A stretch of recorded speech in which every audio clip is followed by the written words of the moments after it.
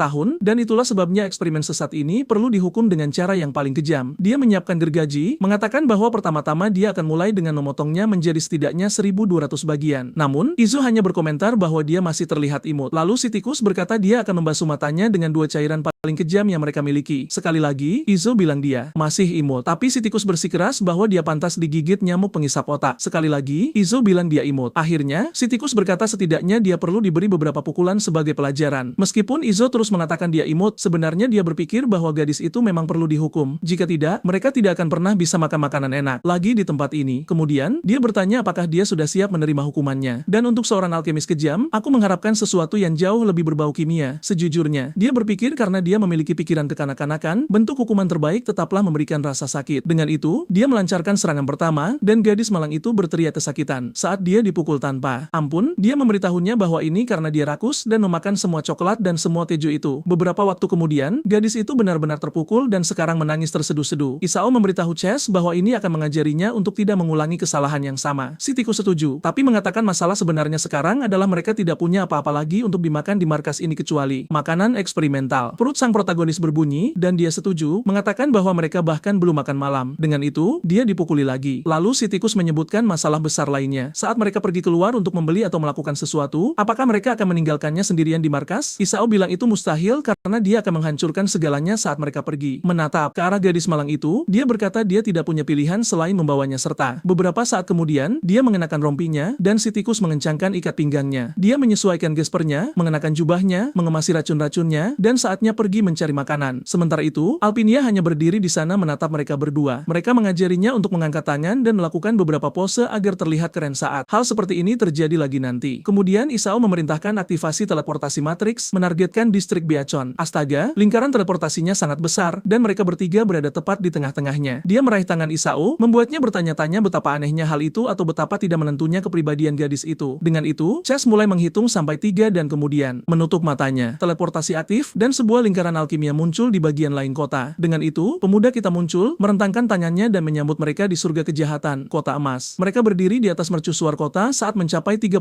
titik teleportasi. Isao berkata bahwa dari semua tempat, yang satu ini tetap menjadi favoritnya, karena dia bisa melihat segalanya dari atas. Sang bencana melihat sekeliling dan merasa kagum. Sementara itu, si tikus besar bertanya apakah mereka akan langsung menuju toko Mega. Tapi, pemuda itu menjawab bahwa untuk saat ini mereka akan mampir ke toko pakaian karena gadis itu terlihat aneh. Mereka akan menyusuri Camilla Avenue di mana pastinya ada sesuatu yang sempurna untuknya. Namun, si tikus menunjukkan bahwa tempat itu hanya berisi pakaian mahal dan terlebih lagi saldo ban mereka sudah menipis. Isao menanggapi bahwa itulah alasan tepat mengapa mereka juga akan menggunakan kesempatan ini untuk memantau target pencurian berikutnya. Dia menyuruh gadis itu memegang tangannya dan begitu dia melakukannya, dia melompat turun dari mercusuar bersamanya. Di tengah jatuh, dia mengaktifkan alkimia anti-gravitasi. Simbol di lehernya bersinar dan dia perlahan membuka matanya sampai dia menyadari mereka sedang melayang. Pemuda kita memimpin jalan sementara si tikus besar berkata segera setelah mereka mendarat dia ingin setidaknya 1 hotdog. Adegan kemudian berpindah ke bagian kota yang dikenal sebagai Amberlit. Di tengah air mancur berdiri patung emas seorang wanita. Gadis alkimia itu terpesona sementara Isao bertanya-tanya mengapa si tikus sangat lama hanya untuk membeli hotdog. Lalu dia menyadari seorang anak laki-laki berdiri di depannya mengatakan bahwa adik perempuannya memanjat sangat tinggi. Pemuda kita tertawa berpikir itu mustahil. Terlalu banyak orang yang berpatroli di area itu. Saat itulah dia menyadari anak itu berkata adik perempuan. Dia menoleh ke samping dan benar saja, gadis itu sedang memanjat patung. Dari bawah dia berteriak agar dia segera turun, tapi dia malah duduk di atas kepala patung dan melambai ke arah tuannya. Sementara itu, si tikus sedang berdebat dengan penjual hotdog mengatakan dia sudah memberitahu orang itu ribuan kali untuk tidak menaruh sesuatu yang asam di hotdognya. Dia menggigitnya dan merayakannya, berkata butuh waktu lama, tapi akhirnya mendapatkan rasa yang sempurna. Lalu dia teringat Isao. Saat itu dia melihat 2 polisi lewat dan menunjuk ke atas. Melihat kerumunan yang berkumpul di sekitar patung, dia bertanya-tanya bagaimana mungkin dia menghilang hanya selama 10 detik dan semua ini terjadi. Petugas mengambil megafon mengatakan bahwa patung Camilla sangat penting, jadi dia harus segera turun. Tapi, gadis itu hanya menggelengkan kepala tanda tidak mau. Si tikus tahu bahwa memanjat patung itu tanpa izin adalah kejahatan serius di kota pahlawan. Dia mengenakan kacamata hitamnya tahu dia harus bertindak cepat. Pertama, dia akan melarikan diri dan meninggalkan rekan-rekannya karena begitulah cara seorang penjahat bertahan hidup. Sementara itu, Isao melemparkan bom cahaya ke udara yang meledak di depan patung dan semua orang di sekitarnya. Saat dia melakukannya, dia bergumam pada dirinya sendiri bahwa dia tidak akan pernah membawa wanita itu keluar dari lab lagi. Para petugas polisi kemudian semuanya dilumpuhkan oleh si tikus besar menggunakan ekornya untuk memegang pisau. Dia memerintahkan Izo untuk menangkap gadis itu karena saat itu dia akan bertindak seperti pahlawan. Tapi pemuda kita menjawab dia melihat dengan jelas bahwa si tikus tadi mencoba melarikan diri sendirian. Salah satu petugas mulai sadar kembali, tapi begitu dia mencoba untuk berdiri, diri, dia tersandung seragamnya sendiri dan jatuh tersungkur ke tanah. Rupanya, ketiganya telah melarikan diri bersama Eve dan sudah berada di bagian lain kota. Namun, pemuda kita kelelahan, mengatakan suatu hari orang bodoh ini akan membuat mereka semua terbunuh. Saat itulah seseorang di dekatnya menyuruh mereka menjauhkan tangan kotor mereka dan pergi dari toko. Karyawan di sampingnya berkata bahwa warisan emas itu sangat penting dan tidak boleh dinodai oleh orang-orang seperti mereka. Tapi Izo hanya bertanya pada Chase apa yang akan mereka lakukan pada orang ini yang mengeluh mereka kotor. Si tikus segera mulai menjilati dirinya sendiri sambil bersenang-senang. Saat itulah pemilik toko mengancam akan mencari seseorang untuk mengurus mereka berdua. Sampai Chase menempelkan uang kertas yang terkena air liur dan orang itu ngeri. Dia terus mengeluarkan tumpukan uang dan Izo bertanya apa yang akan mereka lakukan sekarang karena uang yang seharusnya mereka bayar untuk kekacauan itu semuanya menempel jadi satu. Saat orang itu berubah sikap, dia berkata bahwa sedikit air liur bukanlah apa-apa mengingat betapa hebatnya pelanggan mereka. Dia dengan senang hati pergi melepaskan uang dari Eve sementara dari dalam Izo melambai padanya sebagai tanda pamit. Beberapa saat kemudian dia bertanya kepada tuan muda jenis pakaian apa yang dia cari. Pemuda kita bilang itu bukan untuknya tapi untuk gadis itu. Penjual mendekati sang bencana dan bertanya apa yang dicari oleh nona muda yang terhormat ini. Dia menoleh ke belakang dengan jari masuk ke hidung manekin dan terkikik. Pria itu terpana oleh betapa cantiknya dia, berpikir dia belum pernah melihat kesempurnaan seperti itu. Dia tidak menyadarinya saat dia berada di luar, tapi sekarang dia tahu dia benar-benar berbeda. Melihat Izo memerintahnya, dia mulai berpikir bahwa Dewi Malang ini sedang diperbudak oleh orang aneh itu. Saat itulah Izo menyuruhnya bergegas dan membawakan gaun terbaik yang mereka punya. Dia akan mencobanya satu persatu. Dengan itu, para wanita membawakan banyak gaun dan segera membawa gadis itu pergi saat dia memanggil tuannya. Dia hanya menyuruhnya untuk tidak membuat kekacauan. Itu hanya ganti baju sederhana. Dia duduk dan pria itu menyajikan teh, tapi pemuda kita bilang dia sedang tidak mood untuk itu. Dia memanggil si tikus kotor dan menyuruhnya menyerahkan soda yang dia lihat disembunyikan. Jess menyerahkannya, tapi menyuruhnya berhenti mengomel. Dia sibuk mencari topi yang keren. 20 menit berlalu dan Iso bertanya-tanya mengapa begitu lama. Salah satu wanita memanggil minta tolong mengatakan tidak mudah mendandani gadis ini. Saat dia menarik tirai, dia ada di sana gemetaran. Dia lalu menyuruhnya berhenti membuat keributan karena dia ada tepat di luar. Dengan itu, para wanita terus membantunya sementara dia terus memanggil tuannya, yang dijawab dari luar bahwa dia ada tepat di sana. Dia memanggilnya lagi dan sekali lagi dia meyakinkannya dia ada di sana. Dia memanggilnya lagi dan sekali lagi dia memastikan dia ada di sana. Lalu dia melangkah keluar mengenakan gaun malam merah tua seharga 159.000. Iso berpikir dalam hati bahwa dia sebenarnya terlihat cantik di dalamnya. Sementara itu, pemilik toko bertanya apa pendapatnya. Gaun itu sangat eksklusif. Pria itu berkata bahwa pacarnya pantas mendapatkan sesuatu seperti itu, tapi Iso dengan cepat mengoreksinya mengatakan dia bukan pacarnya, dia adalah pelayannya. Jika dia memanggilnya begitu lagi, dia akan memotong lidahnya. Penjual itu terkejut karena pria ini membeli sesuatu yang sangat mahal untuk pelayannya. Dia pasti sangat kaya raya. Tapi kemudian Iso berkata bahwa gaun ini hampir tidak memenuhi standarnya, jadi sebaiknya mereka membawa yang lebih baik. Penjual meyakinkannya untuk tidak khawatir. Semua orang terkaya di kota berbelanja di sini. Dia kemudian muncul mengenakan gaun Secret Bloom seharga 300.000. Iso mengakui itu cantik tapi kurang bermartabat. Dia menyuruh mereka membawa yang lain. Lalu dia